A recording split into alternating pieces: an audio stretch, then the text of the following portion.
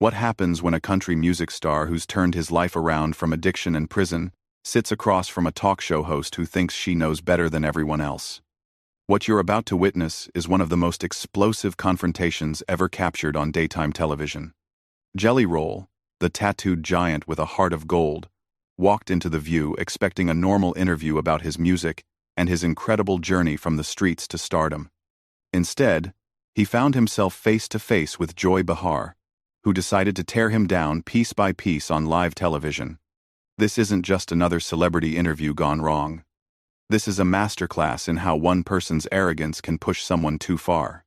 Before we dive into this incredible story, make sure you subscribe to the channel and drop a comment below with your thoughts, because trust me, you're going to have plenty to say after you see what unfolds. The studio lights were blazing hot that Tuesday morning as Jelly Roll adjusted his black button-down shirt and settled into the iconic View chair. The audience was buzzing with excitement, many of them fans who had followed his remarkable transformation from troubled past to chart-topping success. Whoopi Goldberg had just finished the opening segment, and the energy in the studio felt positive, almost electric. Jelly Roll, whose real name is Jason DeFord, had been looking forward to this interview for weeks. It was a chance to talk about his new album, his advocacy work for criminal justice reform, and maybe inspire some people who were struggling with their own demons. Our next guest has had quite the journey. Whoopi began with her trademark warm smile. From spending time behind bars to topping the country charts, please welcome Jelly Roll. The audience erupted in applause as Jelly Roll waved, his genuine smile lighting up the studio. He had that natural charisma that made people instantly like him, the kind of authenticity that you can't fake. "Thank you so much for having me," Jelly Roll said, his deep voice carrying that distinctive southern drawl that had become so recognizable to his millions of fans. "I've been watching this show for years, so this is pretty surreal for me." Sarah Haynes jumped in first with some softball questions about his music, his collaboration with other artists, and his upcoming tour. Jelly Roll answered with the kind of humility and gratitude that had endeared him to fans across the country. He talked about how music had saved his life, how his daughter had motivated him to change, and how he wanted to use his platform to help others who were struggling. "You know," he said, leaning forward slightly, "I think a lot of people look at someone like me, and they write me off before they even get to know my story. The tattoos, the past, all of that.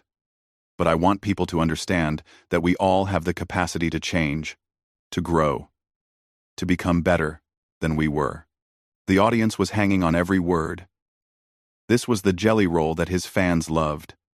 The vulnerable, honest man who wasn't afraid to admit his mistakes and talk about how he'd overcome them. Alyssa Farah Griffin asked him about his criminal justice reform work, and his eyes lit up as he described the programs he was supporting to help former inmates reintegrate into society. "I've been where these guys are," he explained, his voice getting more passionate. "I know what it's like to feel like society has given up on you, like you're never going to be anything more than your worst mistake. But that's not true. People can change. They just need someone to believe in them and give them a real chance." It was at that moment that Joy Behar, who had been sitting quietly with a barely concealed smirk on her face, decided to pounce. She had that look in her eyes that regular viewers of The View knew all too well. The look that said she was about to say something controversial just for the sake of stirring up drama. "Well, that's all very nice and inspirational," Joy said, her voice dripping with condescension. "But let's be real here. You spent years breaking the law. You were involved with drugs. You were in and out of prison. Now you're sitting here talking about second chances like you're some kind of expert on rehabilitation." The studio fell silent. You could literally feel the energy shift as Joy's words hung in the air. Jelly Roll's smile faded slightly, but he maintained his composure, clearly trying to take the high road. "I think my experience gives me a unique perspective," he replied calmly. "I'm not claiming to be an expert on anything except my own journey. But if sharing my story can help even one person avoid the mistakes I made, then it's worth it." Joy wasn't done, though. She leaned back in her chair with that self-satisfied expression she wore whenever she thought She was making a particularly clever point. But don't you think it's a little convenient that now that you're famous and making money, suddenly you're this reformed character? I mean, how do we know this isn't just good PR? The camera caught Jelly Roll's jaw tighten slightly.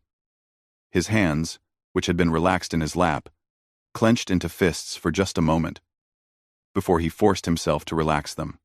The other hosts looked uncomfortable, clearly not expecting the interview to take this hostile turn. "Joy," he said, and there was a warning note in his voice that anyone who knew him would recognize. "I think you're misunderstanding what this is about. This isn't PR. This is my life. These aren't talking points. These are real experiences that shaped who I am." But Joy was just getting started. She had that predatory gleam in her eyes that meant she smelled blood in the water and was going in for the kill. "I'm just saying, it's easy to talk about redemption and second chances when you're sitting pretty with a record deal and sold-out concerts. What about the people you hurt along the way? What about the communities that were damaged by the drug trade you were part of?" The accusation hung heavy in the air like a dark cloud. Jelly Roll's transformation from composed guest to something much more intense was visible to everyone in the studio. His breathing had changed, his posture had shifted, and there was a fire building in his eyes that suggested Joy had just crossed a line she shouldn't have crossed. "You want to talk about the people I hurt?" Jelly Roll said, his voice getting louder, more intense. "Let's talk about them. Let's talk about how I've spent every day since I got clean, trying to make amends, trying to do better, trying to use whatever platform I have to help people." Joy, either oblivious to the danger she was walking into, or simply not caring, pressed on with her attack. But that doesn't undo the damage, does it? That doesn't bring back the lives that were lost to overdoses, the families that were destroyed. You can't just sing your way out of that responsibility. That was it. That was the moment when something snapped inside Jelly Roll, when the careful composure he'd been maintaining finally cracked under the weight of Joy's relentless assault. The man who had spent years learning to control his temper, who had worked so hard to become a better person, suddenly found himself face to face with someone who seemed determined to tear down everything he'd built. The explosion was instantaneous and volcanic. Jelly Roll shot up from his chair so fast that it actually rolled backward, his 6-foot frame towering over the desk as his voice boomed across the studio with a force that made everyone jump. "Are you kidding me right now?" he roared, his southern accent getting thicker as his emotions took over. "You think I don't carry that weight every single day? You think I don't know exactly what I've done and who I've hurt? Lady, you have absolutely no idea what you're talking about." The audience gasped audibly. Camera operators scrambled to capture every angle of the confrontation, while producers in the control room frantically debated whether to cut to commercial. Whoopi looked stunned. Sarah covered her mouth in shock, and Alyssa sat frozen in her chair. But Joy, incredibly, seemed almost pleased with herself, like she'd successfully provoked exactly the reaction she was looking for. "There it is," Joy said with a smug smile, gesturing toward Jelly Roll as if his anger proved her point. "There's the real you, underneath all that redemption talk. Still the same angry criminal, just with better clothes."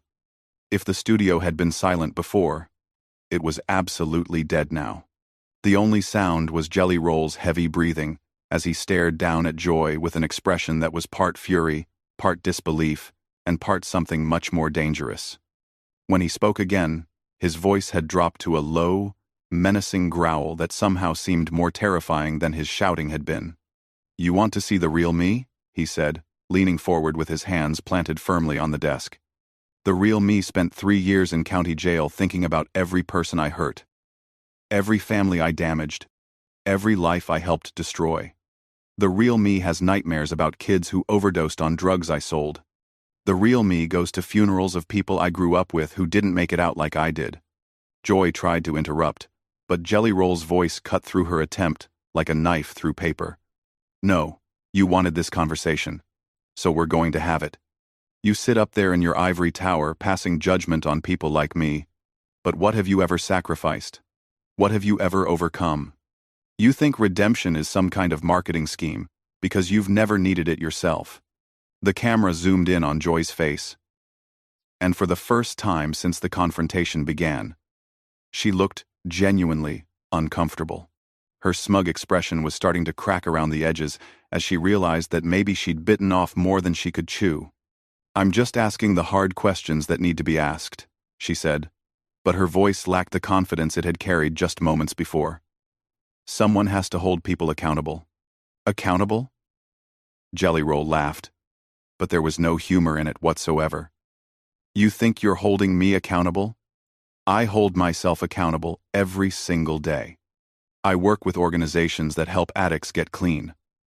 I visit prisons to talk to kids who are making the same mistakes I made. I donate money to families who lost loved ones to overdoses. What exactly are you doing to make the world better, besides sitting here tearing people down?" Whoopi finally found her voice and tried to regain control of the situation. But Jelly Roll wasn't finished, and his attention was laser-focused on Joy. "You know what the difference is between me and you? I admit when I'm wrong. I own my mistakes. You sit here every day pretending like you're morally superior to everyone else. But you're just a bully with a microphone." Joy's face was turning red now. And not from embarrassment. "How dare you call me a bully? I'm a journalist asking legitimate questions about..." "About what?" Jelly Roll cut her off again, his voice rising back to a roar. "About how someone who made mistakes can't possibly have changed? About how anyone with a criminal past should just shut up and disappear? You're not asking questions. You're pushing an agenda. And that agenda is making people feel bad about themselves, so you can feel better about yourself."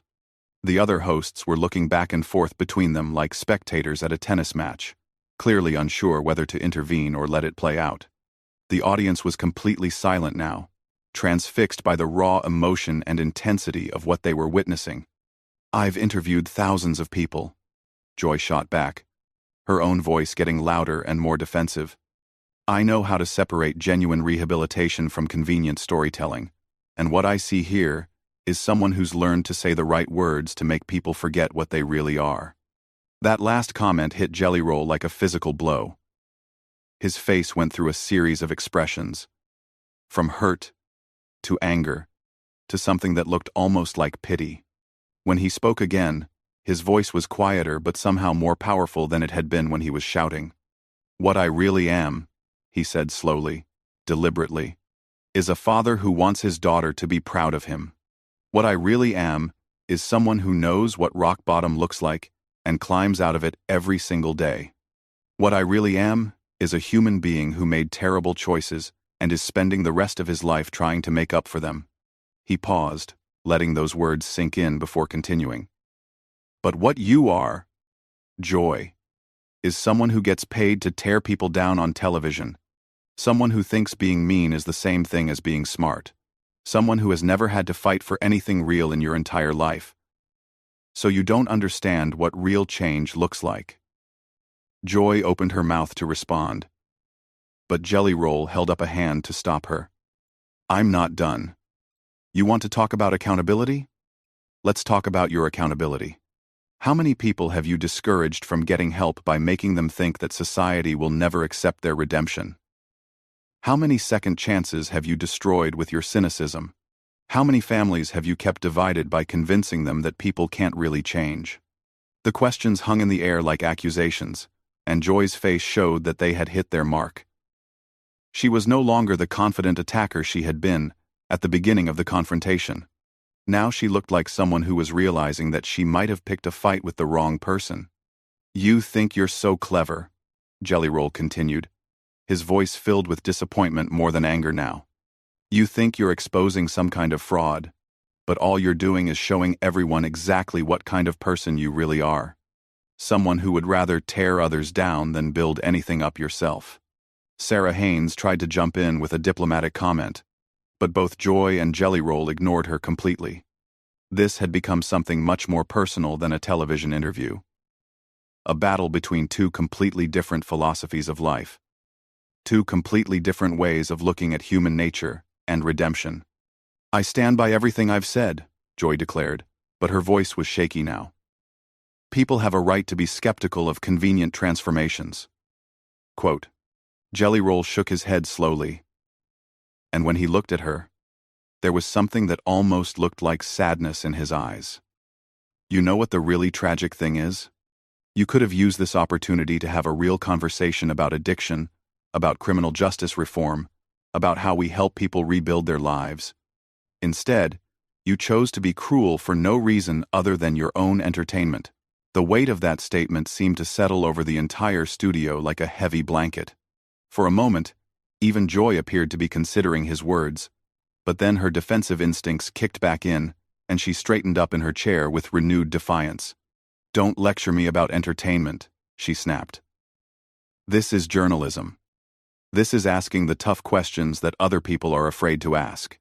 If you can't handle scrutiny, maybe you shouldn't be putting yourself in the public eye. Jelly Roll's laugh was bitter and cold. Tough questions? Is that what you call this? Let me ask you some tough questions then. When was the last time you admitted you were wrong about something? When was the last time you showed genuine compassion for someone who made mistakes? When was the last time you used your platform to actually help someone instead of just tearing them down?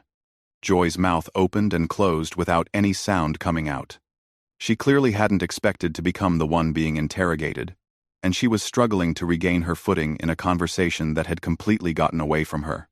That's what I thought, Jelly Roll continued, his voice gaining momentum again. You can dish it out, but you can't take it. You can attack someone else's character all day long, but the moment someone questions yours, suddenly, that's unfair. Whoopi made another attempt to restore order. Okay, I think we need to. No, Jelly Roll said firmly, turning to address Whoopi directly. I appreciate what you're trying to do, but this needs to be said. I came here in good faith to talk about music and redemption and maybe inspire some people. Instead, I walked into an ambush by someone who decided before I even sat down that I was a fraud. He turned back to Joy, and his voice became quieter but somehow more intense. You know what the saddest part about all this is? You had a chance to be part of something positive today. You could have asked me about the programs I support, about the kids I mentor, about the real work that's being done to help people change their lives. Instead, you chose to be a bully. I am not a bully, Joy protested. For what? Jelly Roll exploded again, his composure finally completely shattered. For getting clean? For turning my life around? For trying to help other people avoid the mistakes I made? What exactly am I being held accountable for here, besides having a past that makes you uncomfortable? The studio was electric with tension. Camera operators were getting shots of audience members with their hands over their mouths, clearly shocked by the intensity of what they were witnessing. In the control room, producers were frantically trying to decide whether this was a disaster or the most compelling television they'd ever captured. You're being held accountable for profiting off a redemption narrative, while real people are still suffering from the consequences of your actions. Joy shot back, finally finding her voice again. Profiting? Jelly Roll's voice cracked with emotion. You think I'm profiting from this? Every dollar I make from my music, every opportunity I get, comes with the weight of knowing that I have to earn it every single day. You think I don't know that there are families out there who lost someone to drugs I sold? You think I sleep easy at night because I have a record deal now? He was leaning over the desk again, his face just inches from Joy's, and when he spoke, his voice was raw with pain. I give away more money than most people make in a year to organizations that help addicts. I spend my free time visiting prisons and talking to kids who remind me of myself at that age. I use every platform I have to tell people that they can change their lives if they're willing to do the work. My platform. My monecation. I won. And on side and two. Joy tried to interrupt, but Jelly Roll's voice overpowered hers completely. But you don't want to hear about any of that, do you? Because it doesn't fit your narrative. You've already decided who I am, and no amount of evidence to the contrary is going to change your mind. Evidence? Joy scoffed, What evidence? Some charitable donations and a few prison visits? That's supposed to erase everything you did?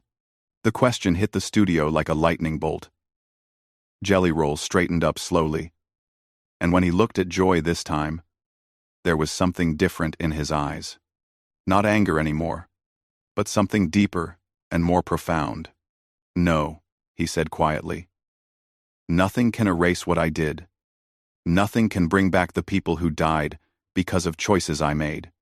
Nothing can undo the families I helped destroy or the communities I helped damage. And you know what? I live with that every single day." His voice was getting stronger again. But it wasn't the angry shouting from before. This was something else entirely. Something that came from a much deeper place. "But what you're really asking me is whether I deserve forgiveness. Whether I deserve redemption. Whether someone like me should be allowed to move forward and try to make amends." He looked around the studio, making eye contact with the other hosts, the audience, even the camera operators. "And my answer to that is this. I don't know if I deserve it. That's not for me to decide. But I know that I'm going to spend every day of the rest of my life trying to earn it." Joy opened her mouth to respond, but Jelly Roll held up his hand again. "You want to judge me? Fine. Judge me by what I do from here forward. Judge me by the lives I help save. By the kids I help turn away from the path I went down. By the families I help heal. Don't judge me by who I was. Judge me by who I'm becoming." The silence that followed was deafening. Even Joy seemed to have been struck speechless by the raw honesty and vulnerability in his words. The camera caught her face, and for just a moment, there was something that might have been shame in her expression. "You came at me today thinking you were going to expose some kind of fraud," Jelly Roll continued, his voice steady and strong. "But all you've exposed is your own inability to believe that people can change. Your own cynicism. Your own need to tear others down. To make yourself feel superior." He straightened his shirt and looked directly into the camera. "To anyone watching this, who's struggling with addiction, who's made mistakes they think they can't come back from, who's been told by people like her that they'll never be anything more than their worst moment, I want you to know something. You can change. It won't be easy, and it won't happen overnight. But you can change. Don't let anyone tell you otherwise." Joy made one final attempt to salvage the situation. "I think you're being overly dramatic about." "Dramatic?" Jelly Roll cut her off one last time. "You attacked my character, my motives, my redemption, and my right to speak about my own experiences. You tried to tear me down on national television for no reason other than your own entertainment. And when I defended myself, when I showed you exactly what real accountability looks like, you call me dramatic?" He shook his head in disgust. "You know what, Joy? You're exactly the kind of person who makes it harder for people to get help.